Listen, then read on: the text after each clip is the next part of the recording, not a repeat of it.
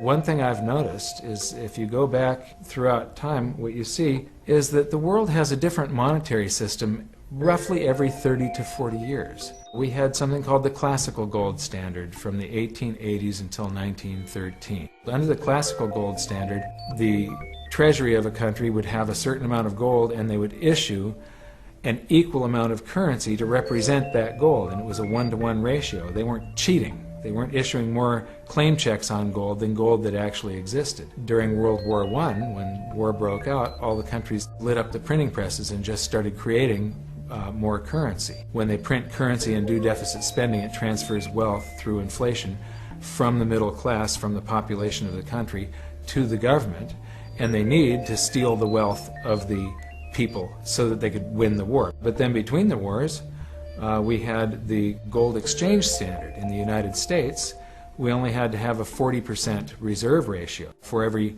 $50 bill in existence, we only had to have a $20 gold piece backing it. So we could, for every $20 gold piece in the vaults, they could print $50 worth of claim checks that said that they were all payable in gold. Well, that fell apart in the Great Depression, and then in 1944 we came up with the Bretton Woods system. Representatives from around the world met at Bretton Woods, New Hampshire, created this new system where all the countries on the planet would back their currency with US dollars. And then the dollar would be backed by gold at $35 an ounce, and the only entities that could turn in their dollars and redeem them for gold were foreign central banks. We kept on printing more and more and more dollars.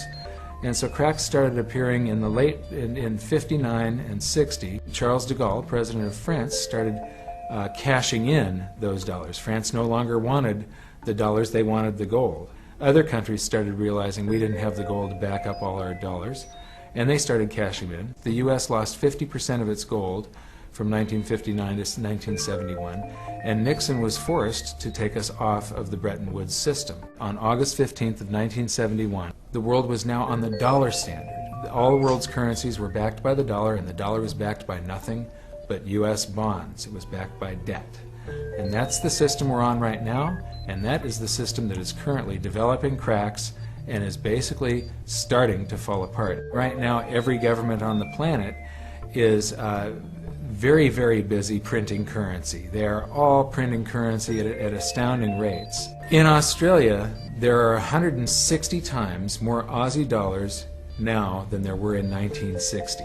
In Taiwan, there were 389 times more Taiwan dollars in existence today than there were in 1962. And when you look at all the countries around the planet, the story is the same. What's happened today has happened many, many, many times in the past with the debasement of the currency supplies. I try and not get too political. I don't have the answers to all these things. I think that I know the economic consequences of all of this and how it will affect the cycle that we're in.